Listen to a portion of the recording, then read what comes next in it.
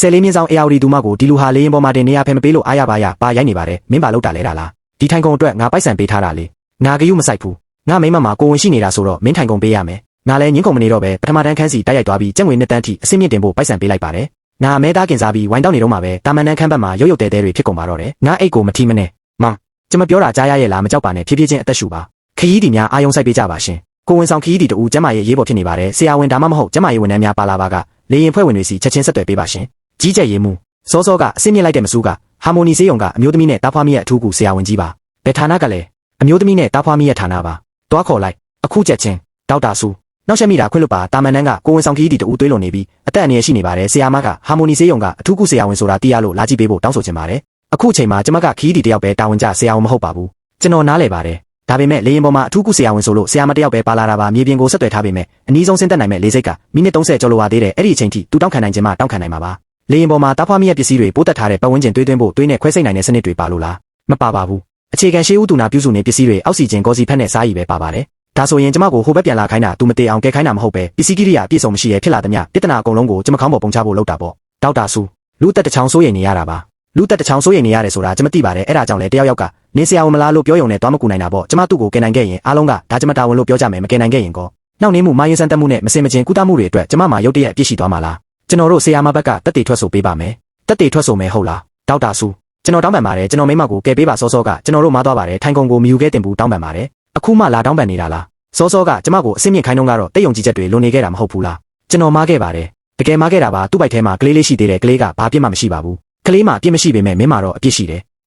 ဘာကိုပြောချင်တာလဲကလေးမှအပြစ်မရှိပေမဲ့မင်းမှာတော့အပြစ်ရှိတာပါမင်းနမီကချန်စီအသက်30နှစ်နဲ့အလုံးမရှိဘူးဘန်ကောက်နှစ်ခုမှအကျွေးတင်နေတာကြာပြီးလွန်ခဲ့တဲ့3လကတည်းကမီဒီယာတွေကိုဆက်တိုက်ဆက်သွယ်ခဲ့တယ်လေရင်မစည်းခင်ကတည်းကငါ့လုပ်ကိုစုံစမ်းထားပြီးငါဟာဟာမိုနီဆေးရုံကအထူးကုဆရာဝန်ဆိုတာမင်းသိထားခဲ့ရဲ့မင်းဘာတွေပြောချင်နေတာလဲမင်းငါထိုင်ကုန်မှာမင်းမိမကိုရည်ရွယ်ချက်ရှိရှိထိုင်ခိုင်းပြီးငါ့ကိုဒေါသထွက်အောင်လုပ်ခဲ့တယ်ပြီးတော့အစ်မြင့်ဖို့အတင်းလုပ်ခဲ့တယ်အရေးပေါ်ဖြစ်လာတာနဲ့လေရင်ဖွဲ့ဝင်တွေငါစီအကူညီလာတော့မယ်ငါကူညီဖို့ညင်ရင်ရက်ဆက်တဲ့ဆရာဝန်ဖြစ်မယ်ငါကူညီလို့တခုခုမယင်းသွားရင်အပြစ်အကုန်လုံးငါပေါ်ပုံချလိုက်မယ်သူဒီလိုဖြစ်နေတာတောင်အဲ့ဓာတွေကိုရိုက်ချင်နေသေးတာလားအသက်တစ်ချောင်းစိုးရိမ်နေရလို့ပေါ့အဆင့်တိုင်းကရှင်းရှင်းလင်းလင်းရှိဖို့လိုတယ်ကြီးကြပ်ရေးမှုရိုက်ကူးတာဆက်လိုက်ပါချန်စီလမ်းလျှောက်ရင်အတီးပြုတ်လိုက်အချိန်မဖြုံးနဲ့ချန်စီအတီးပြုတ်ပေးပါကျွန်တော်ကချန်စီပါလူနာရဲ့ယောက်ျားပါလေရင်ဘောကကန့်တက်ချက်တွေကြားတဲ့ကနေဒေါက်တာဆူးကိုအရေးပေါ်ကုသပေးဖို့ကျွန်တော်တို့သဘောတူတောင်းဆိုပါတယ်ထင်းချုံမရတဲ့နောက်ဆက်တွဲပြဿနာတွေဖြစ်လာခဲ့ရင်ဒေါက်တာဆူးမှာတောင်းမရှိပါဘူးစောစောကထိုင်ကုန်ပြဿနာမှာလည်းကျွန်တော်တို့ကဒေါက်တာဆူးရဲ့ထိုင်ကုန်ကိုယူခဲ့ပြီးရန်ဖြစ်ခဲ့တာပါခုတော့ကျွန်တော်မိမကိုကယ်ပေးဖို့သဘောတူတောင်းဆိုပါတယ်ကြီးကြပ်ရေးမှုဒီရိုက်ကူးချက်ကိုတေချာသိမ်းစေထားပါအောက်ဆီဂျင်စားရည်နဲ့ဂေါ်စီဖက်တွေကိုငါညာဘက်မှာထားပေးပါခရီးဒီချန်အပြင်မှာခဏဆောင်ပါကုသနေတော့နောက်ဆက်မှုမလုပ်ပါနဲ့ငါကသူ့လင်လေအဲ့ဒါကြောင့်ပဲမင်းပြင်မှာစောင်းရမှာလိုက်ကပြင်ဘက်မှာရောထိုင်နေကြီးကြပ်ရေးမှုသူ့ကိုစောင့်ကြည့်ထားပါမမ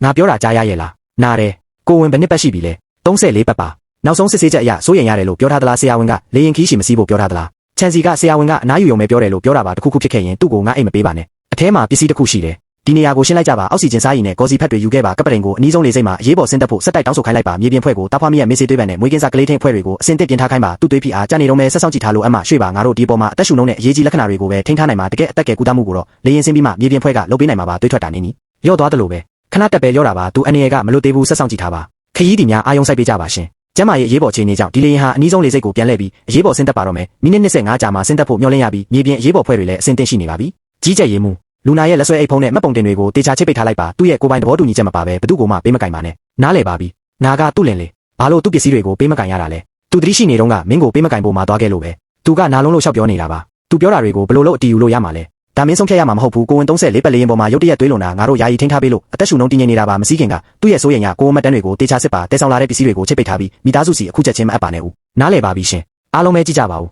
ငါမိမလေးရင်ပေါ်မှာအရေးပေါ်ဖြစ်နေတာကိုဒီဆရာဝန်ကကူညီဖို့စီကံတွေအရင်တောင်းတဲ့ဗီဒီယိုရိုက်ခိုင်းပြီးစာချုပ်ချုပ်ခိုင်းမှကူညီတာပါခရီးဒီချန်စောစောကခရီးဒီပြောတာဒါမျိုးမဟုတ်ပါဘူးငါအကြက်ကင်ခံလိုက်ရတာပါငါမိမအသက်ကကျိုးတစ်ချောင်းမှာတွဲလောင်းဖြစ်နေတာငါဘယ်လိုလုပ်မဟုတ်ဘူးလို့ပြောနိုင်ပါလဲဒေါက်တာဆူဆရာမတကယ်ပဲစိုးရိမ်ရတဲ့လူနာကိုမကုခင်မှာစီကံတွေအရင်တောင်းခဲ့တာလားစောစောကကိုဝင်ဆောင်နဲ့ထိုင်ကုန်ပြဿနာဖြစ်ခဲ့တာကအရေးပေါ်ချိန်မှာဆရာမရဲ့ဆုံးဖြတ်ချက်ကိုတက်ရောက်မှုရှိသွားတာလားလူနာကအန္တရာယ်ရှိနေတော့မို့စေပညာအသေးစိတ်ကိုထုတ်ပြောမှာမဟုတ်ပါဘူးဒါပေမဲ့ဒါတခုပဲပြောမယ်အပြည့်စုံရိုက်ကူးထားတာရှိတယ်အမှန်တရားကအဲ့ဒီထဲမှာပဲရှိပါတယ်အပြည့်ရှိနေတော့လေဒီလိုပဲပြောမှာပေါ့ချန်စီမင်းအခုလောက်ရမှာကဆေးရုံမှာမိမကိုစောင်းရမှာလေကင်မရာရှိမှာလင်ကောင်းဟန်ဆောင်နေရမှာမဟုတ်ဘူးလောင်းရက်စစ်ကိုဝင်ရုပ်တရက်သွေးလွန်တာသူ့ရဲ့စစ်ဆေးချက်ဖြစ်အစ်စ်မရှိဘူးစစ်ဆေးချက်မှတ်တမ်းတွေကိုချက်ချင်းစစ်ပါမစည်းခင်ကအခြေအနေနဲ့မိသားစုပြောတာနဲ့ကိုက်မကိုက်စစ်ပါမိသားစုကအခြေအနေကိုဖုံးကွယ်ထားတယ်လို့တန်တရားရှိတာလားအဖြေထွက်မလာခင်ထိစုံစမ်းဖို့လိုတယ်လို့ပဲငါပြောချင်တယ်ကြည့်ကြပါဦးငါမိမအထဲမှာအသက်နဲ့လဲပြီးတိုက်ပွဲဝင်နေတာကိုသူကအခြေအနေဖုံးကွယ်ထားတယ်လို့ဆွဆွဲနေတော့မဲကုသမှုနောက်ကျတာအတွက်တာဝန်မယူခြင်းလို့မဟုတ်ဘူးလားအင်တာနက်မှာတော့သူကကူညီဖို့ညှင်းခဲ့ပြီးစီကံတွေအရင်တောင်းတယ်လို့ပြောနေကြတယ်တကယ်လားသူကအမြဲတာဝန်ယူတတ်သူပုံပါပဲဒေါက်တာဆူလူတို့ရဲ့တုတ်ပြန်မှုကတိတ်ဆိုးနေပါတယ်ဆေးရုံဖုံးတွေလည်းစက်တိုက်ဝင်နေတဲ့ဆရာမဘက်မှာရိုက်ကူးထားတာတွေအဖွဲ့ဝင်တွေရဲ့မှတ်တမ်းတွေခီးတီတွေရဲ့ထွက်ဆိုချက်တွေအကုန်ရှိတာမှန်ပေမဲ့လူတွေမြင်တာကတော့ဆရာမကမကူညီခင်စီကံတွေတောင်းခဲ့ရဆိုတာပဲအမြင်ကတိတ်ဆိုးနေတယ်